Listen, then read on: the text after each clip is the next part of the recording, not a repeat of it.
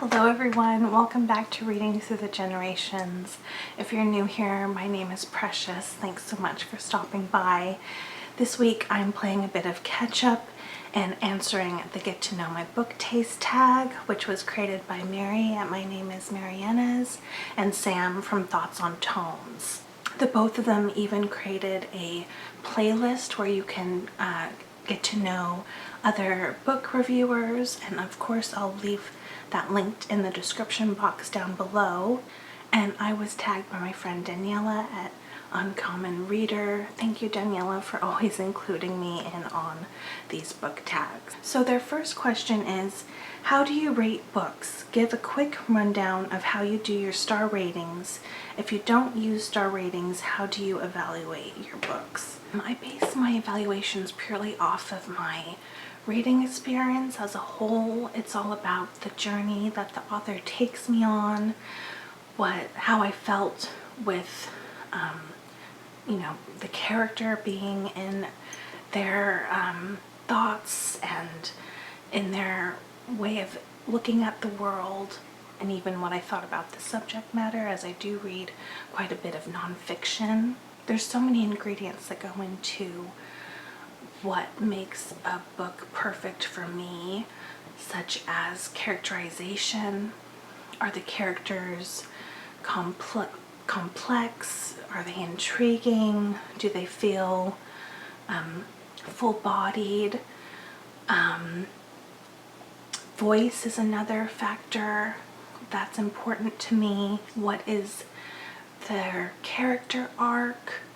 How do they come to a greater understanding of their life, their place in the world, and their state of grace? The author's voice is also important to me. Their craft of language and their style of writing. If they have a sense of humor, that's greatly appreciated in all its forms. And did the subject matter resonate with me in any way? I do keep a reading journal, and I do try to ask questions about my reading, such as, did I find the material challenging, and ask myself what parts and why, and did I find it inspiring or interesting, informative, reflective. I can go on and on, but really when it comes down to it, it's about how a book made me feel overall and what kind of effect it had on me. I can't help but be affected by writing that leaves an impression on me. Next question is, how do you approach reviewing books? What's your review style? I try to be analytical with some kind of structure in my book reviews, but I'm definitely more of an emotional reader and reviewer. I do attempt to be more critical, analytical, and structured with my reviews whenever I do my seasonal wrap-ups and my reading vlogs, but I do feel that there is room for improvement, and that is something I'm going to work on more in the coming year, honing in on that, my critical thinking skills. So do stay tuned. Their next question is, what's the book that made you a reader? Whether it was your first favorite or the one that got you hooked, what book started it all? I think as far as my earliest memories, stories that grabbed my attention and imagination were definitely folk tales and fairy tales.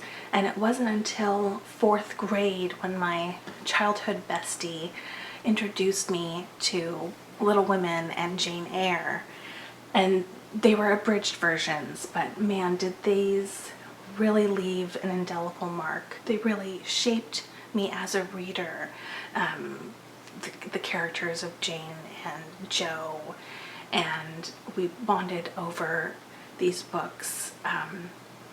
and to this day, they remain my most reread books.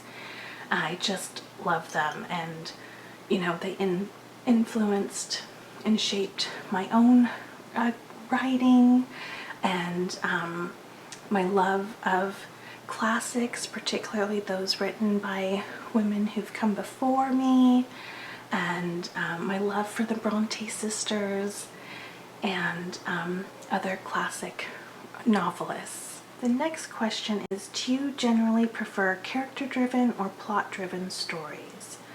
I would say character. I don't mind books that are plot heavy, but I do have to be invested in somebody from the story, otherwise I lose interest very quickly. The next question is, what's a book you love so much that you don't care if others don't like it? What's the one book you love enough for everyone? I couldn't just choose one for this. I have two here. I have Dog Eaters by Jessica Hagedorn, and then America Is Not the Heart by Elaine Castillo. They're very experimental writers, and there are some stylistic devices that they used that were a bit not to everyone's taste. Those things didn't bother me, and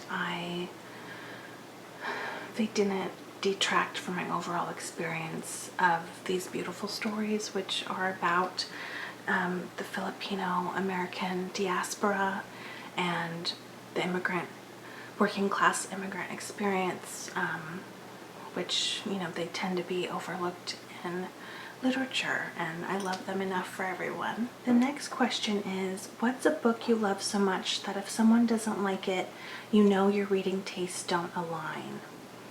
The book or books where a difference of opinion is a strong indicator of different reading experiences. I have two for this, and it's by one of my favorite authors and poets, Sherman Alexie. I have The Absolutely True Diary of a Part-Time Indian and You Don't Have to Say You Love Me, which is his memoir. I think these two in combination summarizes my reading taste. I am a big admirer of middle grade, and I love reading memoirs, and this is in fact a banned book, which I love supporting freedom to read whatever we want, whatever helps us to expand our understanding of the world around us. So that's my answer for this question. Next question is, what's in your trash pocket? What books, tropes, or themes that you know are bad but you love them anyway? I don't think you should feel ashamed about anything you choose to read, but a theme that I didn't discover until my discovery of BookTube. I didn't realize how contentious a subject World War II fiction is, and I do enjoy historical fiction, and so I guess that might be my answer for this question. I also I don't consider his writing trash by any means, but I think maybe in some circles it might be considered less sophisticated. I don't know, you let me know, but that's all the books by Elmore Leonard. I especially love Out of Sight. The next question is, what's a strong opinion you have about a book released within the last year? Whether it's overrated, underrated, or just a take you need to share. I can't think of one for this. I don't tend to read new releases, and the ones that I have read I've totally adored. So yeah, I don't know what to say for this. On to the next question, which is, what do you look for in writing? What makes a book stand out to you? Well, it's all about character for me. I need to feel an emotional attachment and have, be invested in their journey. And their voice is important as well. It needs to be engaging or interesting. Otherwise, I will lose interest. Next question is, how do you decide what to read next? Do you plan ahead, mood read, or follow hype, arcs, or recommendations? I really do look forward to every month when there's new readathons taking place. There's also some lovely content creators have games that they play every month. And there's online book clubs that, if I have the book, or if I can get it in time for my library, I will. I just love participating in all of those things. And I love getting book recommendations. I have written everything that's been recommended to me in my reading journal. I'm a big mood reader as well. I have a big, stack of hopefuls that I try to get to every month, and it's just impossible because I keep adding to that. The next question is, where do you get inspiration for your booktube content? What sparks your video ideas? Well, definitely my reading experience and my reading taste shape my the videos I create.